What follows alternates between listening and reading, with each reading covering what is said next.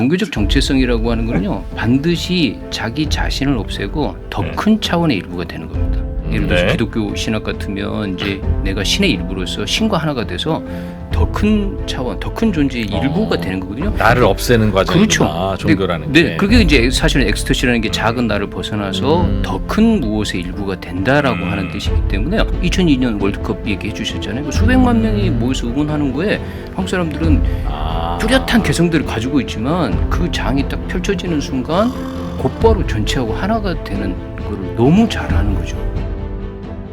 3프로TV 스페셜 기획 더 릴리전 종교 이야기를 저희가 다양한 각도로 여러분과 함께 나눠보고 있는데 네. 이 더 릴리전이 반응이 너무 좋습니다. 사람들이 난 종교에 대해서 이렇게 뜨거울 줄 몰랐어요. 그래서 이제 개 종교마다 이렇게 했잖아요 우리가. 예. 뭐 불교, 이슬람교, 기독교 예. 하니까 좀 뜨거워졌어. 네. 그래서 약간 가라앉혀야 될 것 같아요. 이대로 계속 질주하면은 종교 채널 될 것 같아요. 종교 전쟁입니다. 종교 채널. 그래서 평화의 시대. 요 릴리전의 털을 잡으셨던. 네. 네, 아시겠죠? 네, 우리 성혜영 서울대학교의 교수님. 성혜영 교수님을 다시 모셔서 네. 다시 중간 점검 좀 하고. 도대체 우리는 왜 이렇게 종교에 뜨거운 것인가? 아니면 우리보다 훨씬 더 뜨거운 나라들도 많은가? 뭐 이런 것도 한번 좀 여쭤보면 좋겠네요. 우리 성혜영 교수님 어서 오십시오. 네, 안녕하십니까? 네, 반갑습니다. 네. 네. 근데 요즘 보셨다는 분들이 주변에 좀 계시죠? 뭐 영향력을 실감하고 있습니다. 네. 저희가 6시 내 고향 이후로 최고의 프로그램입니다. 전국적인 영향력으로 보면. 네. 그래서 지금 뭐 종교 각 저희가 진짜 말씀하신 것처럼 뭐 이슬람, 개신교 또 뭐 천주교 쭉 보고 있는데 우리나라는 종교 인구가 확실히 많은 편이죠. 편에 속하죠? 아닌가요? 뭐 비율로 따지면 어쨌든 종교가 없는 사람들이 21년도에 60%가 됐으니까요. 아, 그래요? 예, 믿는 사람보다는 안 믿는 사람이 많은 사회가 됐습니다. 없다가 60%예요? 네, 종교 없다가 없다? 60%. 그 입사 지원서에 때 종교란 있으면 무교 이렇게 하는 게? 요즘은 이제 뭐 입사 지원 그렇게 안 그 이제 종교를 밝힐 수 없게 됐습니다만은. 안 쓰죠. 안 하는 네. 그러니까 설문조사 같은 거 해보면 한 60%는 난 종교가 없다. 네, 한국갤럽 2021년 조사가 그 무종교인 60%. 그래요? 그게 높은 편입니까? 국가별로 비교하는 게 혹시 높은 있어요? 편입니다. 무종교의 비율이? 네, 무종교인의 비율이 뭐 물론 이제 중국과 같은 공산주의 국가야 그러니까 현저하게 이제 무종교인의 비율이 높긴 합니다만은 우리처럼 이제 종교의 자유가 다양하게 행사되고 있는 나라, 더군다나 이제 한국은 뭐 동서양 종교가 다 들어와 있지 않습니까? 이런 다종교 상황에서 이렇게까지 무종교인의 비율이 높은 나라는 굉장히 드뭅니다. 그래요? 그러니까 우리나라는 종교가 별로 없는 다른 게 이슈지. 다른 나라는 뭐 종교 때문에 옆 나라랑 싸우기도 하고 뭐 내전도 있고 심지어는 우리나라는 국교가 이거야라는 것도 있고 있는데 네. 우리는 무교도 이렇게 많고 종교 때문에 뭐 그렇다고 뭐 서로 사이가 좋은 것 같지는 않지만 뭐 서로 전쟁한 일도 없었고 멱살 잡을 일도 없고 그냥 멀리서 경원하긴 하지만 그렇다고 뭐 모굴적으로 공격하지도 않고 탄압하지도 않고 뭐 그렇잖아요. 네. 그러니 그냥 종교의 색채가 상당히 옅은 나라다 우리나라는. 그렇게 보면 될까요? 근데 이제 뭐 한편으로 이렇게 무종교인들이 굉장히 많은데요. 사실 이제 무종교인이 그 아예 종교가 없는 그러니까 뭐 제도화된 종교에 소속은 안 돼 있는데 근데 이분들이 그 종교적 세계관이라고 표현해야 되나요? 이거 어쨌든 유물론자들은 아닙니다. 그러니까 어떤 의미에서 보면 그러니까 보이지 않는 차원이 있다라고 생각을 하는 거고요. 저게 예전에 말씀 나눴던 것처럼 왜 샤머니즘의 경우에도 생각을 해보면 우리나라 문화 혹은 종교 문화 전반에 어쨌든 샤머니즘이 굉장히 강력하게 이 자리를 잡고 있거든요. 근데 이분들이 사실은 이제 무교인 분들 중에서도 이 샤머니즘이라든지 이런 식의 그 종교적 세계관을 가지고 계신 분들이 굉장히 많아서 그러니까 실제로는 이제 종교에 소속돼서 종교 활동을 하시는 분은 40% 남짓이지만 종교적 세계관까지 있는 분들은 그런 측면에서 예를 들면 영국 사람한테 예를 들면 종교가 있냐를 설문하면 종교가 있다라고 하는 게 한국 사람보다 훨씬 더 많이 나온다는 그렇죠. 거죠. 네, 예를 그리고 이제 성공이고 네, 그런 나라의 경우에는 말씀해 주신 것처럼 지배적인 종교가 있잖아요. 그러니까 예를 들어서 미국 같은 경우에 다종교 사회이긴 합니다만은 미국에서 불교 인구는요 1%에서 2% 정도밖에 안 됩니다. 그것도 최근에 는 거죠. 그렇죠. 최근에 이제 불교가 늘어서 네. 그 정도인데, 근데 우리나라의 경우에는 그 동양에서 가장 대표적인 불교를 포함해서 예전 같으면 유교, 그리고 이제 이것과 굉장히 이질적인 서양 종교인 그러니까 기독교 같은 경우가 이렇게 공히 이런 식으로 주도적인 종교가 없는 상태에서 신행되는 나라는 아니, 굉장히 그래서 크잖아요. 제 질문이 뭐냐면은 영국 사람이 이제 국교가 있잖아요. 국교 성공회가 있고 또 성공회류에 뭐 캐톨릭이나 개신교나 막 일반화되어 있는 나라거든요. 네. 그래서 설문하면은 다 종교가 있다라고 아마 설문을 할 수도 있는데 네. 실제로 이래서 이 사람들 중에 대부분이거나 많은 사람들이 1년에 교회 한 번도 안 가는 사람이 맞습니다. 대부분이거든. 근데 우리나라 사람들 무교라고 쓰고 예를 들면 뭐 점이나 한번 보러 갈래? 그래가지고 점집에도 가고, 그죠? 옆 사람 따라 그냥 교회도 따라 교회도 가고 막 그런단 말이에요. 그러니까 이게 그 설문의 기준이 제가 볼 때 무교와 신앙 종교를 갖고 있는 사람의 그 기준이 네. 조금 다른 것 같아요.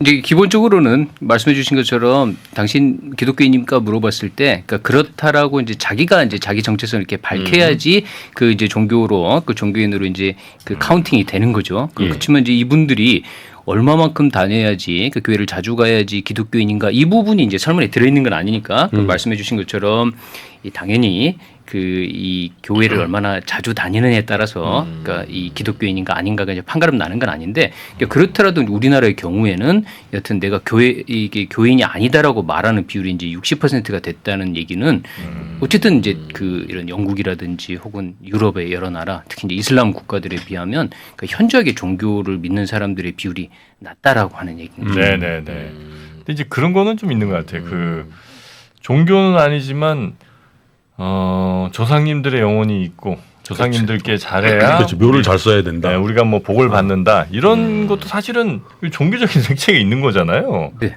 그런 네. 거죠. 그러니까 아까 샤머니즘이라고 하는 것들이 다 그래서 알게 모르게 종교 생활을 하면서 나는 종교인은 아니다라고 얘기하는 한국인과 네. 다 종교인이라고는 답을 하는데 종교 생활 뭐 하지 하면 별로 눈에는 안 띄는 영국인이나 다른 밥 먹을 때 그냥 기도 정도나 하든지. 영국 사람도 밥 먹을 때 기도 안 해요. 기도도 안 해요? 기도 안 하지. 아 그래요? 식기도 습관이 그렇게 일반적이지 않은 것 같은데. 아 그래요? 그렇게 판단하기는 어렵다. 저 하여튼 그럼 우리는 종교적인 색채가 비교적 좀 옅은 나라 이렇게 판단하면 됩니까? 근데 아니라시는 생각을 것 같은데? 해보면 네. 이게 이제 뭐 유교도 그렇고 불교도 그렇고 기독교도 그렇고 일단 우리나라에 들어와 가지고 그 종교 활동을 하시는 분들 그다음에 그 종교가 굉장히 농도가 짙어집니다. 우리가 사실은. 짙어져요? 그리고 짙어지죠. 그 뭐 기독교 같으면 하면 우리나라에 세게 한다. 들어가지고 아주 제동제로 농도 짙게. 가고. 그다음에 이제 불교 같은 경우에도 그 선불교가 아주 이렇게 강력했었습니다만은 어쨌든 이 선불교 그 선수행이라고 하는 것 자체가 아주 지금 현대 불교에서 이렇게까지 이렇게 치열하게 수행하는 불교인들이 많은 나라가 드물 정도로 굉장히 치열하게 하는 거죠. 우리나라 불교가 우리나라 불교도 예를 들면 그렇고 뭐가 다른 나라 불교와는 달리 치열해요. 예를 들어서 뭐 일본 같으면 불교가 뭐 수행이라기보다는 일종의 직업이 돼서 이제 아버님이 승려를 하다가 그 자식한테 이제 저를 물려준다든지 해서 그 제사라든지 이런 이렇게 불공을 들여주는 게 중심이 된다고 하면 대행업이죠, 대행업. 동네 종교 커뮤니티 뭐 이런 거 있죠. 그렇죠. 예. 이게 그런 방식의 이제 그런 비즈니스. 그다음에 이제 중국도 어쨌든 우리나라에게 불교를 전해준 나라지만 지금 이제 중국 불교라고 하는 거가 거의 이제 관광 자원처럼 관광 콘텐츠가 됐으니까 이게 동남아시아의 일부 국가를 제외하고는 그 불교가 전래된 나라 중에서 이렇게 불교를 열심히 신행하는 그러니까 수행인 전통으로서요 받아들이는 나라가 드문 거죠. 그래서 굉장히 하여튼 농도가 짙습니다. 네. 제대로 하는구나 우리나라는. 네. 그래 한뭐 108배 뭐 3000배 뭐 이런 거 하잖아요. 동안거 들어가고 막. 네, 동안거 하안거 뭐 좀 있으면 이제 템플스테이부터 동안거 시작해서 들어갑니다. 신도들도 뭐 무슨 때만 되면 등 올리고 기왓장에 뭐 아. 올리고 전화 자주 오시더라고. 저도 장모님 가끔 전화 가면 네가 며칠 생이라고 그랬지? 아, 올려? 그럼요. 애들 시험 언제 보니 그러면 또 그거 하시고. 또 기와장 또 하나 쓰셔야 되고. 네. 이게 세게 하시는 거구나 그게. 불사도 하셔야 되고 그렇죠. 네. 아, 그렇게 이제 우리의 경우에는 어디서 어떤 종교가 들어오든 하여튼 그 자체가 굉장히 좀 농도가 짙어지는 현상이 우리에서는 좀 발견이 좀 된다. 네. 예, 근데 뭐 네. 유교가 그 중국이 종주국이잖아요. 네. 근데 어쨌든 유교라고 하는 이제 정치적 종교적인 이념을 우리나라가 이제 도입을 했는데 그 유교 이념에 따라서 나라를 조선 시대를 만들고 어쨌든 그걸 500년 가까이 운영을 해봤거든요. 그러니까 이건 전 세계에서 어쨌든 유교 시스템을 가지고 나라를 이렇게 운영해 본 경험은 거의 없는 거죠. 그러니까 그리고 뭐 그렇게 따지면 공산주의 같은 경우도 마찬가지. 공산주의는 이제 물론 정치적 이데올로기입니다만은 그 이념적인 이데올로기를 한국 사람들이 어쨌든 도입을 해서 그 북한 쪽에서 어쨌든 3대 세습을 하면서 저 나라를 저렇게 유지를 하는 거거든요. 그러니까 이게 이제 사실은 한국의 종교뿐만 아니라 그 정치라든지 문화 전반에 한국 사람들이 이렇게 굉장히 그런 그 종교적 혹은 이제 다른 차원들에 대한 예민한 감각을 가지고 있어서 끝장을 본다 이거죠. 예, 잘 빠지고. 이걸로 설명을 하는 거가 좀 타당하지 않나 싶을 정도로 굉장히 독특한 특징을 보여줍니다. 이유가 뭐라고 추정되고 있어요? 우리는 어떻게 종교가 다양하게 받아들이면서 네. 하나로 몰리지는 않는데 각자 선택한 종교에 대해서는 전 세계 그 누구보다도 집중력이 강하고 네.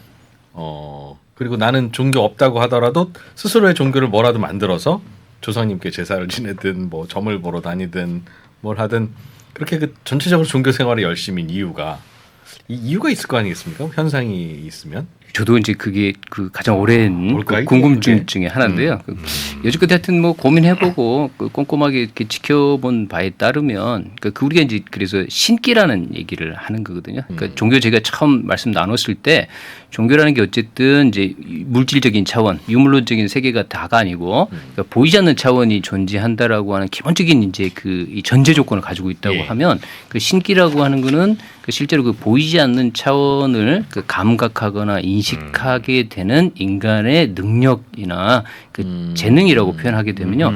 우리나라 사람들이 그 무슨 이유에선가 이렇게 인간의 의식을 변형시켜서 그 변형된 일종의 의식 상태에서 다른 차원과 접속하거나 다른 차원의 어쨌든 이걸 인지하는 능력 자체가 아주 오래전부터 이렇게 발달해 있다라고 보는 거죠. 이게 결과론적이긴 하지만 우리 대표적으로 왜 그 삼국지 위지 동의전 보면 동의라고 하는 사람들이 활도 잘 쏘지만 그러니까 큰 춤도 활도 잘 잘 쏘지만 음주 가무를 잘했다는 얘기가 있거든요. 그게 수천 년 전부터 중국 사람들이 봤을 때 한국 사람들이 음주 가무를 잘했다는 얘기는 음주 가무의 결론은 뭐냐고 하면 결국은 이 변형된 의식 상태에서 그 다른 차원하고 접속하는 거거든요. 그러니까 그렇게 보면 이 한국 사람들이 그 신기라는 게 그래서 이게 전 세계 종교를 이렇게 여러 가지 거를 쉽게 받아들일 수 있는 능력도 그러니까 한국 사람들이 가지고 있는 그 신기 다시 말해서 보이지 않는 차원 혹은 보이는 차원이 전체가 아니라고 하는 거에 대한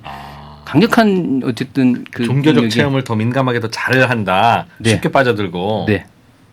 힘내림, 엑스터시, 뭐 성령 충만 표현이 다양하지만 예. 그리고 이제 또 한국 사람들이 그 불교라든지 이제 어쨌든 그러네. 외래 종교가 들어오잖아요. 그러면 이 종교 하나로 만족하지 못하고 이 종교 다른 종교 여러들을 가지고 또 동시에 이 종교들을 이렇게 회통하는 그러니까 통합해서 이 모든 종교들이 근원적으로 하나를 지향하고 있다라고 하는 생각들을 굉장히 쉽게 합니다. 스스로 해석하고 네, 스스로 해서 그래서 이제 사실은 뭐 이렇게 천주교를 받아들일 때도 자발적으로 받아들이고 그다음에 그 받아들이니까 이 절대적인 세계관인 종교, 다른 종교들을 쉽게 받아들이고 쉽게 수용하고 그 종교들을 서로 섞어가지고 또 새로운 종교를 만들고 하는 거를 하여튼 한국 사람들이 굉장히 잘하는 거죠 오래전부터요. 2002년 월드컵 때 우리 네. 가 보여주었던 그 흥을 생각하면 야 그게 난 진짜 아직도 뭔가 다르다. 네. 그게 이제 종교로 이어졌다고 해석을 하시는 거죠.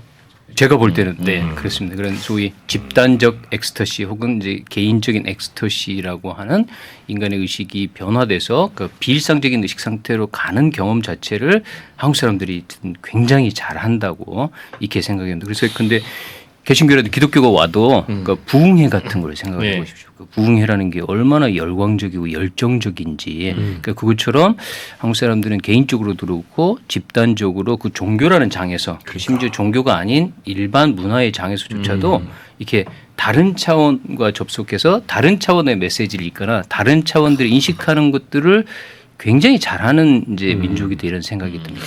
그러니까 연발연시에 새벽기도에 새벽기도. 네. 새벽기도라는 집회가 있는 게 우리나라가 거의 유일하다면서요? 전 뭐 세계. 일주일에 7번도 교회를 다니시잖아요. 아니 새벽기도 새벽 5시부터 모여가지고 아 그래요? 출근 전에 그거 하고 출근하는 사람이 많단 말이에요. 그 다음에 또 연말연시엔 또 철야도 해 철야. 그리고 옛날에 보면 뭐 그 누구죠? 그 조용기 목사님 그 장모님인가 최자실 네. 그분 가면 저기 그 기도 가면 산에서 기도하면서 막 나무를 막 있잖아 나무를 팍 해서 나무 뿌리가 막 흔들릴 정도로 막 기도하고 막 그런단 말이야 이게 그? 나무를 막 기대서 막 그러니까 막 나무가 막 흔들. 그러니까 독특한 나라예요. 굉장히 열정적인 거죠. 열광적인. 저희는 종교 활동하면 다 그런 줄 알았어요. 다른 나라도. 아유, 그거 아니다. 우리가 뭐 표현이 그런지 모르겠지만 우리가 특히 좀 요란하다는 거군요. 요란하다는 게 그 영어 단어에 그 enthusiastic이라고 하는 enthusiastic. 그러니까 열광적인 이런 단어가 있는데 원래 이 단어가 그 소위 그러니까 inside 우리 안에 그 theos 신이 이렇게 드러난다라는 뜻이거든요. 우리나라 말 중에 그 신명난다라고 하는 표현이 있잖아요. 그 어떤 사람이 이제 신기에 혹은 신명이 나서 무언가를 할 때 너무너무 열광적으로 하게 되는 걸 enthusiastic이라고 표현한다고 하면 한국 사람들이 사실은 이제 종교의 영역에서 그 이제 그 단어가 비롯됐지만 그 종교뿐만 아니라 어떤 일을 하더라도 그게 뭔가 신명 나서 그 신기에 사로잡혀서 하듯이 뭔가를 하여튼 열광적으로 하는 탤런트가 있다라고 생각이 됩니다. 그게 우리가 왜 있을 리가 뭐가 있어요, 도대체? 그러니까 우리는 한해 민족이라서 그냥 침잠에 있고 눈물 흘리고 그거는 일제가 만들어내. 아닌가요? 응? 아직도 그걸 믿어요. 아니, 일제 아니라도 그 전에도 우리나라 역사를 보면 뭐 그리 즐거웠으랴. 저번에 그 변호사님이 얘기했잖아. 성리학 체제에서 완전히 저 백성들을 억압하기 위한 그 지배자의 논리라니까. 우린 못났고. 어? 아니 그럼 도대체 왜 그러냐고 우리는. 왜 그러냐고 생각하시는 왜 거예요? 흥이 있을 것 같아요? 왜 흥이 있는 것 같아요? 있다면. 우리가 네. 뭐 그런 민족성이지. 그건 이제 뭐 사실은 왜 그 저기 서양 쪽에서는 유신론적인 종교가 동양 쪽에서는 왜 이제 근데 불교를 포함해가지고 그런 지금 무신론적인 그 좀 더 지성적인 종교가 발전했냐라고 물어보게 되면 그 첫 단추는 사실은 알 수가 없죠. 근데 그게 어쨌든 그렇게 이제 전개되고 나서는 하여튼 한국의 경우에는 이런 식으로 이렇게 굉장한 이제 신기 신명이라고 하는 그 다른 차원과 접속하는 그러니까 이런 능력들이 굉장히 발전했다고 대충 분위기 생각합니다. 보니까 3명 다 잘 모르고 교수님도 정확하게는 아직 확신이 없으신 걸로 봐서 요 질문에 대한 답은 먼저 치고 나가면 그 사람이 그냥 하는 게임인 것 그럼 같습니다. 제가 한번 치고 나가 볼까요? 네. 저 1번 선수 나갑니다. 네. 저는 뭐 한국의 뭐 이런 거 이제 안 좋아하는 사람이잖아요. 그래서 이제 그런 거 싹 빼고 저는 뭐 특별한 특징이 별로 있을 거라 생각하지 않거든요. 두 가지로 저는 생각합니다. 하나는 문화 지체 현상 하나, 또 하나는 급격한 도시화로 인한 소속감의 결여. 원래 우리는 이제 다 그냥 그 해당 동네에서 10km 벗어나지 않는 그 한에서 몇천 년을 살아온 거 아니에요. 그냥 그 동네에서만. 그러다가 갑자기 뭐 저 일제시야 뭐 이렇게 가면서 사회적 이동도 막 늘어나고 폭발적으로 도시화가 진행되고 했잖아요. 그 과정에서 내가 원래 느꼈던 소속감 같은 것들이 어디론가 사라지고 불안해지는 거죠. 그러면서 찾은 게 교회나 저 성당이나 뭐 절이나 이제 이런 게 된 거죠. 그러니 내 정체성을 확인할 수 있는 유일한 곳이라고 생각하니 더 간절하게 매달린 것이고, 그거 하나가 있고, 또 하나는 역시 비슷한데 이제 급격하게 이렇게 발전하다 보니까 우리가 예를 들면 무슨 다큐 같은 거 어디 저 오지나 이런 데서 보면 거기도 열정적이에요. 거기도 야 뭐 저렇게까지 하나 싶을 정도로 막 저 몸에 막 뭐 바늘 꽂고 막 때리고 하면서 야, 저렇게까지 뛰면서 노래를 부른다고? 아주 열정적이죠. 근데 그거는 우리가 볼 때 아 정말 대단한 문화인데 이렇게 생각 안 하잖아요, 솔직하게. 좀 지체 현상이다. 많이 좀 저 힘들구나. 문명을 접하지 못했구나. 우리가 지금 문명적으로 매우 지금 후진적인 거기에서 급하게 바뀌었는데 우리 몸과 우리가 쓰는 물건과 이런 거에 바뀐 거에 비해서 그러니까 우리 후진적이야? 그렇죠, 의식이. 우리가? 네, 그러니까 그 갭이 생겨서 근력이 많이 들어왔는데 이 정도면 꼬리를 내야 되는데 저는 그렇게 계속 봅니다. 치고 나가네. 네, 저는 이제 그렇게 봅니다. 하긴 릴리전이 삶에서 좀 많은 걸좀 릴리전에서 완전 떴어요. 네. 어떻게 한국이 이제 우리 보십니까? 3% 중에 정프로의 정프로님, 네. 지적 호기심이 돋보입니다라는 댓글은 네. 진짜 한 4년 만에 달리는 것 같습니다.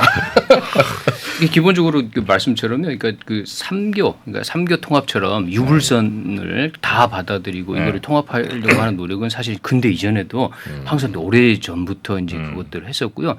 그다음에 뭐 샤먼이 많다라고 하는 얘기는 이미 뭐 우리나라 역사 종교 문화사에서 이미 충분히 확인이 된 거고 예컨대 이제 구한말 같은 경우에도 그 동학천도교 같은 거라든지 원불교의 경우에 그러니까 이제 근대화되기 이전이잖아요. 예. 이제 그런 경우에도 이 종교들이 가지고 있는 종교성이나 혹은 영성이라고 하는 측면에서 보면 굉장히 수준이 높습니다. 그러니까 수준이 높다라고 하는 거가 예를 들어서 이제 뭐 그 유교가 그 지배적인 사회에서 그 신분 위계 질서가 아주 이렇게 엄격하잖아요. 근데 이제 이런 엄격한 사회 신분 정치 질서 속에서도 예컨대 인간 속에 뭐 하늘님이 존재해서 하늘님과 하나 될 수 있고 그렇기 때문에 인간이 하늘님으로 존중받아야 된다라고 하는 생각을 그 실제로 종교적으로 선언했을 뿐만 아니라 이거를 정치적으로도 실천하려고 했었잖아요. 그러니까 이게 이제 그런 종교적 열정이 그 사회 변화의 동력 같은 걸로 굉장히 작용했는데 네. 이런 여러 가지 것들은 사실은 이제 근대 이전에 이미 있었던 예. 일이니까 그러니까 이 근대 이후에 당연히 뭐 한국 기독교를 포함해서 이제 그 소외받은 사람들에게 그 위안을 주기 때문에 그 종교적인 믿음을 통해서 정체성을 확인하려는 노력이 강해졌다는 것도 충분히 동의가 되지만 그 이전부터도 한국 사람들은 종교적인 측면에서 굉장히 깊이 있는 방식의 어쨌든 흐름들을 가지고 있었습니다. 그러니까 요건 조금 이제 오해의 소지가 있을 것 같아서 한국 사람들이 교회나 절이나 성당에 그렇게 열정적으로 나가는 이유는 그 정체성을 거기서 확인받고 싶어서라는 말씀을 이제 드린 거고 그렇다고 해서 우리의 영성이 뭐 매우 수준이 낮다거나 아니면 뭐 그게 전부터 아예 없었던 이 말씀은 아니었습니다. 일단 그거 하나 네. 조금 이제 네. 예, 바꾸고 싶고 왜 우리는 자꾸 그렇게 소속감 정체성을 확인받고 싶어 할까요? 다른 나라에 비해서. 일단 우리가 기본적으로 굉장히 관계 중심적인 사회라는 건 뭐 이미 다 알려진 뭐 얘기잖아요. 그러니까 내가 누구를 부를 때도 항상 나와의 관계를 말하는 것처럼 뭐 그러니까 그 사람 이름을 안 부르잖아요. 나의 부장님, 나의 과장님 뭐 이렇게 가잖아요.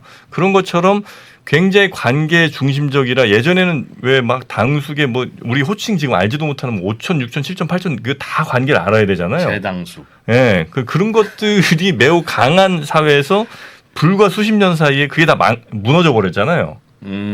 그러니 갑자기 이만큼 꽝꽝하게 잡고 있던 나를 어디 뭐 놀 수가 없는 거죠. 갑자기 진공 상태 되는 근데 거죠. 교수님 말씀은 그게 현대에서만 우리가 이런 종교적인 열정, 인티우지애즘을 보이는 게 아니라 우리는 대대로 그랬다. 아니 그래서 이제 저는 그 진공 상태가 된 이 정체성을 어디론가 빨리 가서 소속감을 느껴야 되니까 그래서 그 절, 교회, 뭐 성당 이런 데에 열정적으로 더 갈 수 있다. 그래서 이제 그 인수 어쩌고는 이제 인티우지애즘. 아유 알았어요. 그거는 어찌 보면 정말 그 사람의 마음 속에서 매우 아주 원래 있던 것들이 이렇게 딱 만개했다기보다는 저는 그 사람은 매우 인식이나 의식 같은 것들도 그 행동에 의해서 많이 좌우된다고 생각하거든요. 그런 매일같이 가는 소속감 때문에 갔던 그 행동에 의해서 더 종교적인 신념, 종교적인 어떤 믿음 이런 것도 훨씬 더 깊어졌다고 보는 거죠. 근데 나는 아무 종교가 없다는 응답이 60%다. 그런데 자, 그거는 교수님께 마이크 다른 드리겠습니다. 거지. 하여튼 저는 판단이 그렇습니다. 제 판단은 그런데 하여튼 그래서 우리나라 분들이 굉장히 그 어떤 종교에 많은 하여튼 안 믿음 몰라도 믿음 굉장히 밀도가 좀 진해지고 농도가 아주 진해지는 그런 모습을 좀 보이더라. 말씀해 주신 거 이제 연결을 해서 얘기를 한다고 하면 왜 하필 종교적 정체성이냐는 거죠. 그러니까 이제 뭐 근대 이후에 현대 사회가 돼서 그 여러 가지 전통적인 것들이 무너졌다고 했을 경우에 왜 한국 사람들이 그렇게 종교적 정체성을 찾으려고 교회든 성당이든 사찰이든 열심히 하느냐라고 물어봤을 경우에 네. 어쨌든 이 한국 사람들의 신기라고 하는 거가 그 모든 종교 현상이나 문화 현상이나 정치 현상의 저변에 네. 여하튼 이제 깔려 있다라고 하는 거죠. 흥 자체나 흥분 그리고 자체가 이제 이 소위 말해서 그 신기라고 표현하든 뭐든 이게 다른 차원에 대한 인식이라고 하는 거는요.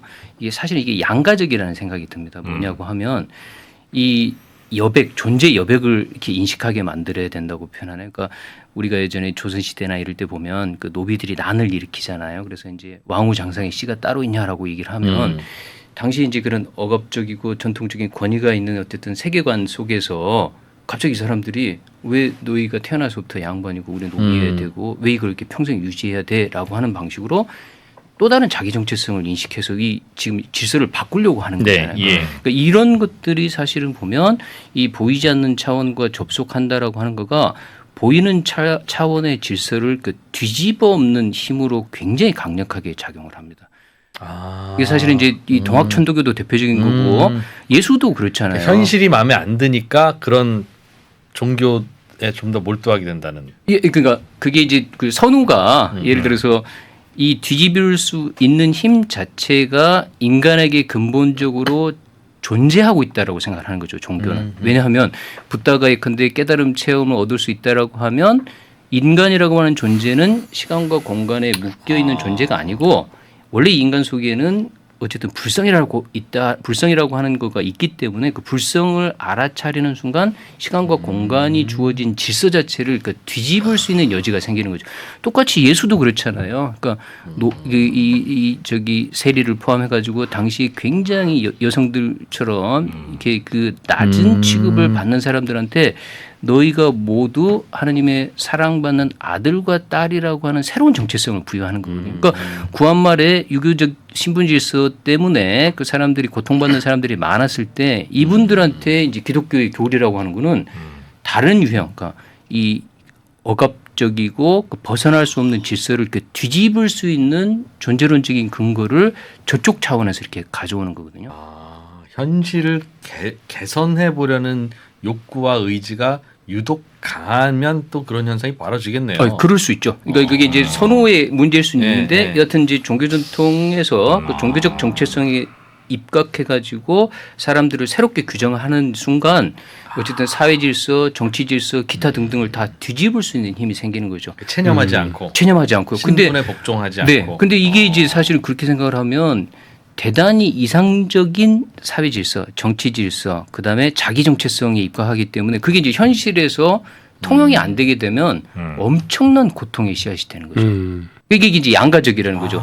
다른 한편으로서는 이런 보이지 않는 차원에서 주는 정체성 때문에 사회 질서를 뒤바꿀 수 있는 원동력도 되지만 동시에 그게 이제 뒤바뀌지 않을 경우에 그런 이상적인 그 이념체계 이상적인 이 바람직한 모습 자체가 네. 우리를 고통스럽게 만드는 게 있는 거죠. 그러니까 한국 사회를 한번 생각을 해보면 맞아요. 한국 사람들처럼 이상적인 것들을 쉽게 꿈꾸는 사람이 없습니다. 그러니까 이 정도 돼야 된다라고 하는 것 자체가 그렇지. 그게 가장 세게 얘기된 게 이제 그럼. 종교 전통인데 네. 그러니까 그런 의미에서 종교 전통을 쉽게 받아들이는 거죠. 그리고 그렇지만 동시에 그 높은 이상과 현실 사이의 그 갈등과 고통이라고 하는 것도 너무 많이 겪고 있는 거죠. 우리도 그 토론 같은 걸 해보면 보통 이제 그 명분을 중시하는 쪽과 실리와 현실을 중시하는 쪽이 있는데 보통 그렇게 해서 이제 서로 토론을 하잖아요. 근데 우리는 토론하면 그냥 실리나 혹은 실용적인 거는 저 뒤에 가서 손 들고 서 있어야 되고 선택은 어떻게 되든지 간에 항상 명분론이 이겨요. 명분론이 이겨요 정말. 어떻게 해야 된다는 당이 뭐 이런 것들이 있다는 거죠. 유독 그러는 거 아니에요? 그렇죠. 인간이라면 이렇게 돼야 돼. 근데 우리가 이 정도는 해야 돼라고 하는 거가 사실은 우리 생각보다 우리나라 사람들, 우리 민족 전체가 굉장히 높은 현실하고 스탠다드 가지고 타협을 있는데 뭐 잘 안 하려고 늦게 하려고 하는 현실을 바꾸려고 하는. 그런. 근데 또 굉장히 현실적이라고 우리가. 그러니까 우리가 어떤 면에서 굉장히 현실적이에요. 그렇게 노력을 하다가 현실과 타협하자고 하니까 그때부터는 뒤돌아보지도 않는 거지. 그게 저는 지체 현상이라고 보는 거예요. 해볼 만큼 해봤으니까. 무슨 지체? 문화 지체인 거죠 한마디로. 그러니까 아직 예를 들면 뭐 정치제도로 얘기하면 민주주의 제도라는 게 원래 이제 뭐 200~300년, 뭐 300~400년 이상의 그 투쟁과 피로 만든 그 역사들이 쭉 이제 누적된 경우들이 외국에 이제 있잖아요. 근데 우리는 어느 순간 딱 이게 주어진 거잖아요. 그러다 보니까 이게 우리가 뭔가를 투표를 하는 행위를 통해서 혹은 어떤 정치 행위를 통해서 뭘 바꿀 수 있고 뭘 하는 거에 대한 인식이 난 별로 없다고 봅니다. 그러니까 그냥 이렇게 했으면 좋겠다는 그 바람이나 이런 그냥 기대 같은 거는 저 높이 있고 실제로 현실에서는 이걸 잘 적용하지 못하고 있고 이게 이제 저 그 갭이 바로 그 문화 지체라는 거 제가 말씀드리는. 그리고 또 하나는 우리의 정체성을 찾는데 저는 꼭 종교만 있다고 생각하지 않거든요. 예를 들면 회사 같은 경우도 예전에 우리 김프로님 다니실 때만 해도 아마 집으로 퇴근한다는 얘기 하셨었잖아요. 집으로 잠깐 집에 다녀오겠습니다. 네, 집에 다녀오겠습니다. 네. 참 집에 퇴근이 아니라 집에 다녀오겠습니다. 집에 다녀오겠습니다. 밤늦게까지 그냥 내 정체성은 그냥 삼성맨 혹은 어느 회사 소속으로 완전히 그냥 나 이 가족이야. 네. 그 주말까지도 그냥 계속 그 회사 사람으로서 살다가 어느 순간 뭐 60세 뭐 정년 퇴직하면 그때부터 막 공허한 빈자리 뭐 이런 게 생기는 것처럼 우리는 어디서든가 하여튼 굉장히 그 정체성에 대한 욕구가 난 강하다. 학교 우리 교가 부르는 애들 아직도 있잖아요. 예전에 군가. 그러니까 자기가 속했던 그것에 대한 굉장히 강한 욕구 같은 거, 갈망 같은 게 나 있기 때문에 종교도 그 중에 원오브됩니다. 그 ROTC 고려대 해병대 이런 게 다 그러니까 문화지체 아니 현상이다? ROTC 끝난 지가 한 30년 아니 왜 됐잖아. ROTC를 가지고 그래 또. 아니 내가 얘기해줄게. 해병 전후에 그러니까. 고려하고인가 뭐 그거 하고 그다음 호남 향후에 네. 그거에 ROTC는 아니에요.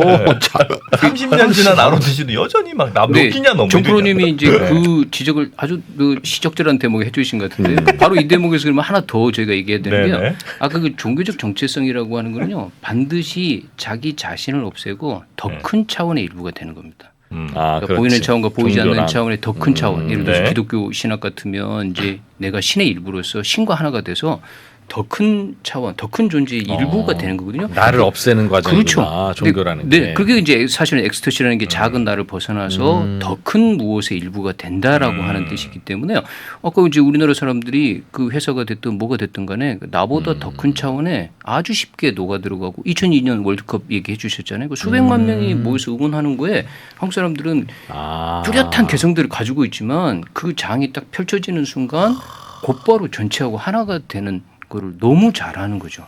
사실은 굉장히 잘하는 거죠. 그러니까 이 잘한다라고 하는 거가 이제 제가 이제 그 종교와 관련해 가지고 더 큰 차원 혹은 엑스터시에 관련된 아주 제가 이 중요하게 얘기해야 되는 게 이게 이제 카타르시스라고 하는 게 등장합니다. 네네. 그러니까 작은 내가 큰 무엇과 하나가 됐을 때 엄청난 삶의 힘과 에너지들을 얻게 되는 거거든요. 그러니까 아까 말씀처럼 한국 사람들이 무슨 이유에선가 굉장히 종교적 이상주의 때문에 상처도 받고 부단히 노력도 하지만 그다음에 이 삶의 역사라는 게 우리나라 역사라는 게 이 강대국 주변에서 얼마나 이렇게 숱한 한을 가졌습니까? 근데 그 한들이라고 하는 것도 사실은 주기적으로 집단적으로 엑스터시를 통해서 카타르시스를 맛보는 걸 곧바로 하는 거죠. 그러니까 예를 들어서 유교가 그렇게 엄격하게 500년 동안 우리 사회를 지배를 했는데도 불구하고 동네에서 구판이 벌어지게 되면 그 순간은 모두 하나가 돼서 이 사회 질서 혹은 그때 당시 유교 질서를 뒤집는 거죠. 그러니까 지금 흥미로운 게 그런 거잖아요.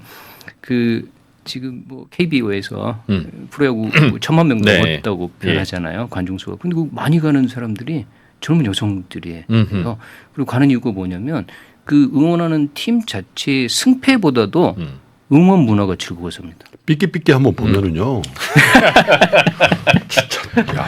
또 하나 보셨네. 네. 그 이제 음주 우리나라 야구장은 음주도 하잖아요. 네. 그러니까 음주 가무와 이렇게 함께 되는 그거가 사실은 지금 우리가 뭐 경제적으로부터 시작해가지고 여러 가지 점에서 전 세계가 힘들어하고 있습니다만 우리도 굉장히 힘들잖아요. 근데 그거 가가지고 2~3시간 정도. 아니, 근데 저는 이제 교수님 말씀에 약간 동의하는 편인데 네.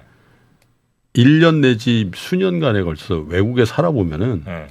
분명히 그걸 느낀다니까 이 민족은 특별한 민족이다라는 걸 느끼게 돼 있어요. 어떤 민족? 그 나라 민족이 우리나라가 우리나라가. 우리 민족이 이게 보통 민족이 아니다라는 거를 해외 생활해 보면 진짜 극명하게 느낀다니까. 문화지척이 그 말도 안 되는 얘기고. 예를 들면 예를 한번 들어. 예를 들면 네. 이제 만약에 뉴욕에서 내가 장사를 하고 있었어요. 네. 그러면 이제 다민족 국가니까 네. 어디가 있겠어요? 뭐 유태인이 있고 네. 뭐 중국 사람 있고 인도 사람 있고 한국 사람 남미겠죠, 있고 이게 있고. 아랍 사람 있고 네. 남미 사람 있잖아. 네.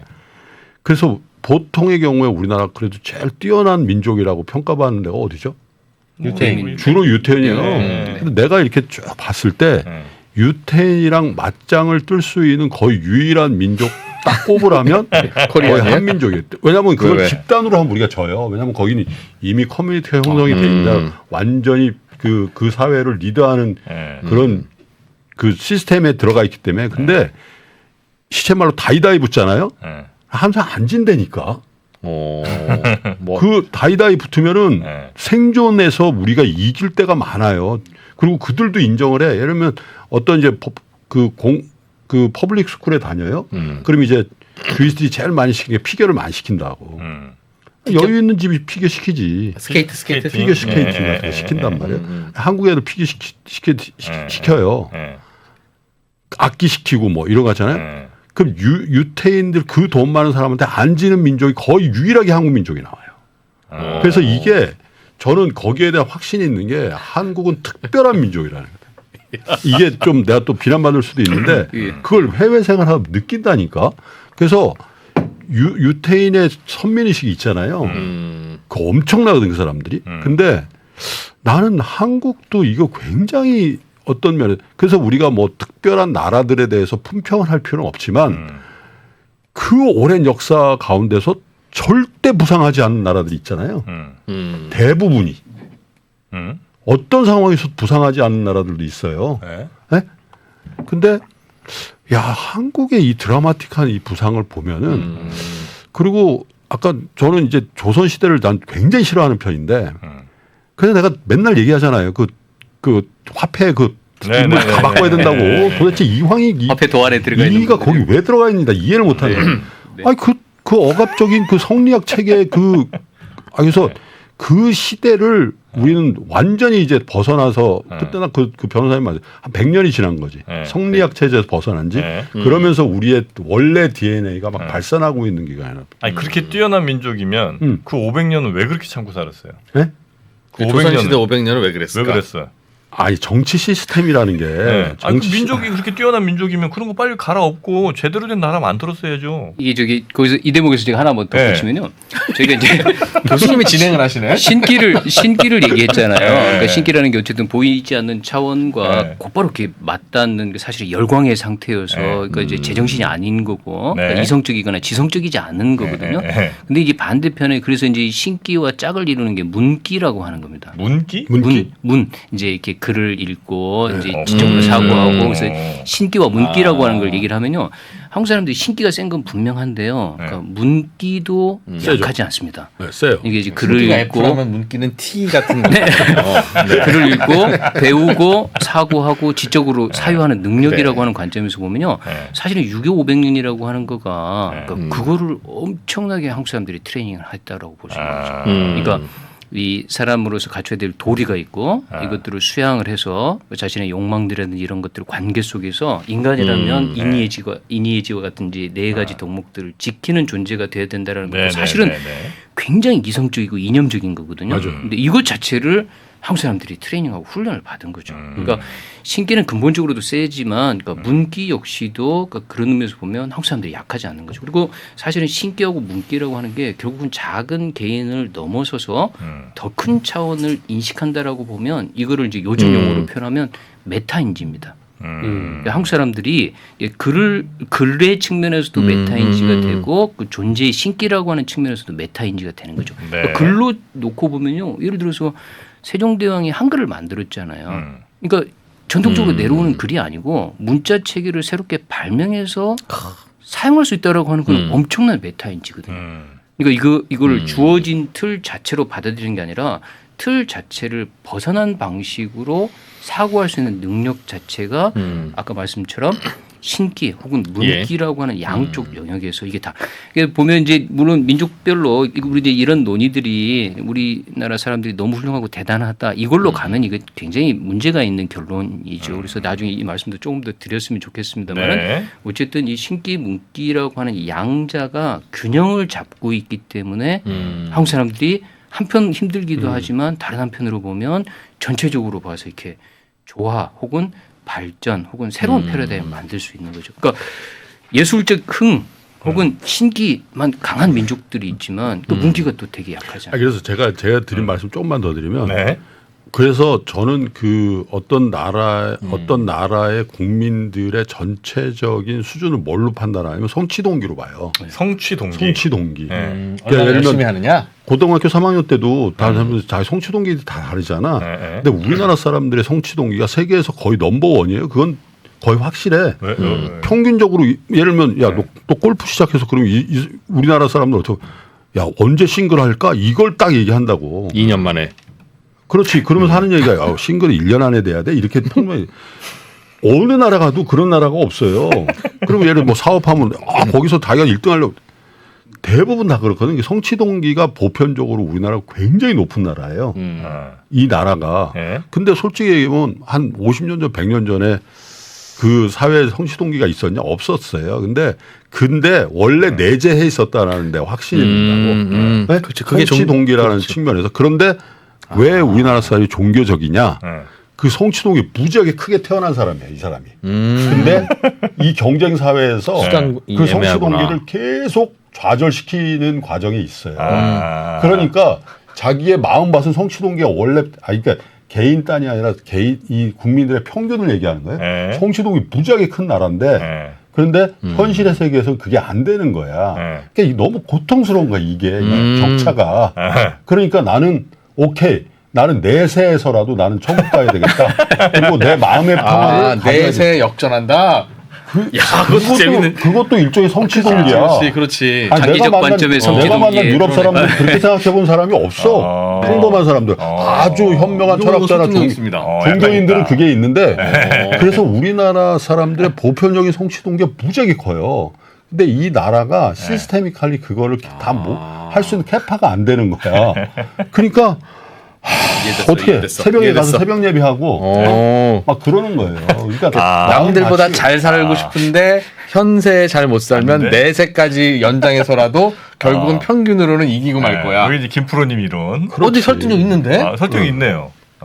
있어. 그러니까 이제 아까 처음에 말씀드렸던 뭐죠? 그러니까 애초에 왜 우리가 저렇게까지 높이 이상적인 걸 꿈꾸지라고 물어봤을 때 여하튼 이 현실 자체를 무슨 이유에선가 이렇게 뛰어넘게 되는 혹은 뛰어넘어서 아주 이렇게 그 존재 여백이라고 표현하는데요. 그 여백에 가는 그런 식의 메타인지를 우리나라 사람들이 그냥 하는 거죠. 그래서 보면 이제 동서양 종교 중에 특히 이제 뭐 불교처럼 동양 종교들은 뭐 깨달음 체험과 같은 굉장히 비범한 잘 일어나지도 않기 때문에 뭐 수백 번 수천 번 태어나야지 간신히 된다라고 하는 그 체험 자체가 인간의 종교 수행을 통해서 이루어져야 된다라고 하는 거를 제가 볼 때 우리나라 사람처럼 전체적으로 맞아요. 다 받아들인 사람이죠. 도통한다, 천인합일한다, 맞아요. 깨닫는다, 이 대오각성한다 이런 얘기들이요. 그러니까 너무 상식처럼 받아들이는 거죠. 근데 그건 상식이 아니거든요. 맞아요. 인류 역사에서 그 상식이 될 수가 없는. 그래서 역설적이면 우리나라 사람이 가장 불행한 민족이에요. 예. 가장 불행감을 많이 느끼는 네, 거예요. 말씀처럼 이상과 현실 너무 힘든 사이에 거예요. 목표가 엄청난 항상 간격이 있으니까. 있으니까 만족하지를 못하는 거죠. 어느 이 나라 정도 부모가 60명이 있는데 60명 다 1등 하라는 나라가 어디가 있어.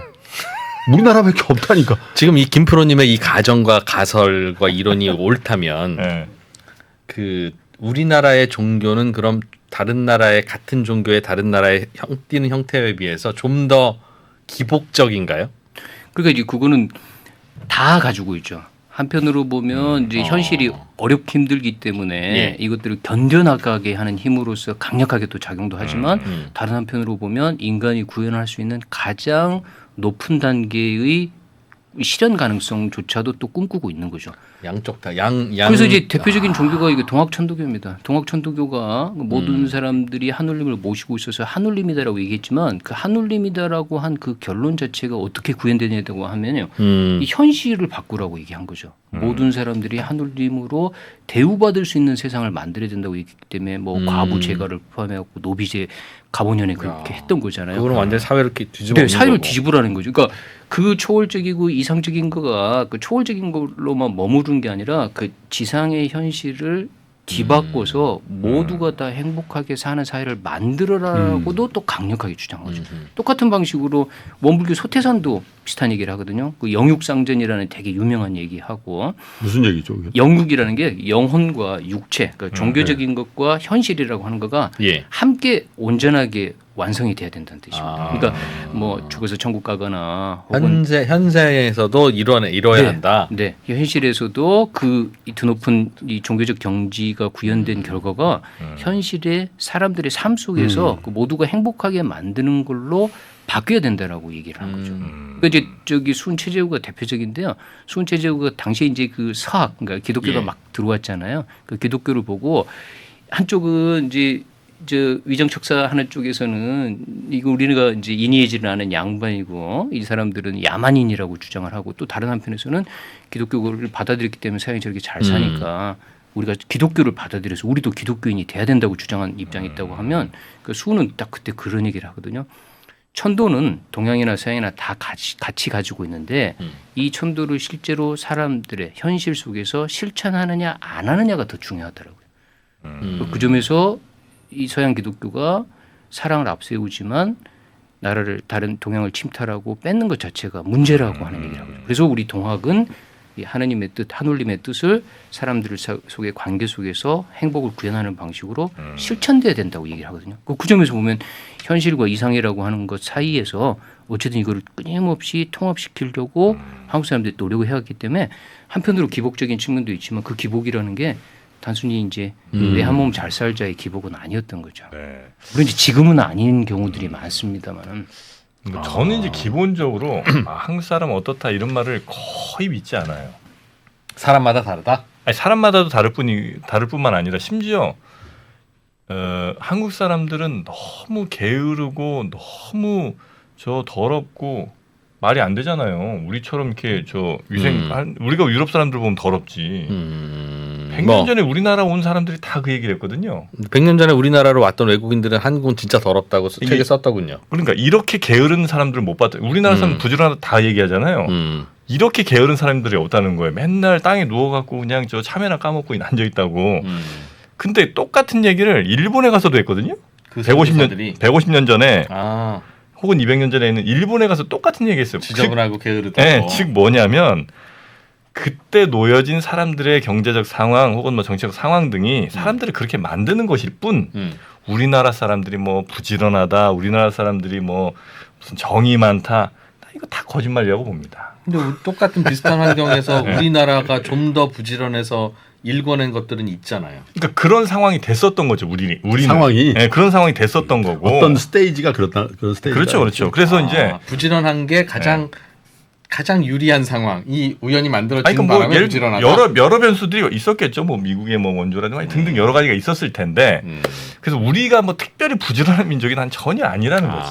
다 만들어진 그리고 것이다. 정말 그 말씀하신 것처럼 우리가 그 어떤 이상을 막 되게 중시하는 만약에 그런 상황이었고 현실에 대한 불만족에 대한 뭐 이런 걸 노력을 했다면 우리나라가 적어도 다른 나라들보다는 밀란이든 아니면 뭐 정권을 탈환하기 위한 저항이 그런 노력들이 훨씬 더 많았어야 되는데 대단히 적으면 적었지 결코 많지는 않거든요. 우리나라에서 무슨 뭐 쿠데타가 뭐 얼마나 있었습니까? 예를 들면 조선시대 600년 동안 이렇게 안정적으로 한 왕조가 600년 가는 경우는 진짜 전 세계적으로 드물거든요. 그게 우리나라에 산지가 너무 많고 그래서 되게 혁명에 불리해요 그게. 그러니까 그래서 저는 뭐 특별히 우리나라 사람이라고 대단히 다르거나 뭐 그러자고 저는 이제 생각하지 않는다는 거죠. 답변하세요. 이부에서 하셔야 되나요? 아, 이건 이부에서 할까요? 방송을 하시고, 야, 네. 정확하게 딱. 정확하게 찍어줍니다. 저도 깜빡 잊고 있었거든요. 네. 그러면 그 이야기는 저희가 2부에서 아주 흥미진진한 대화가 이어지겠습니다. 저희는 2부로 돌아오겠습니다.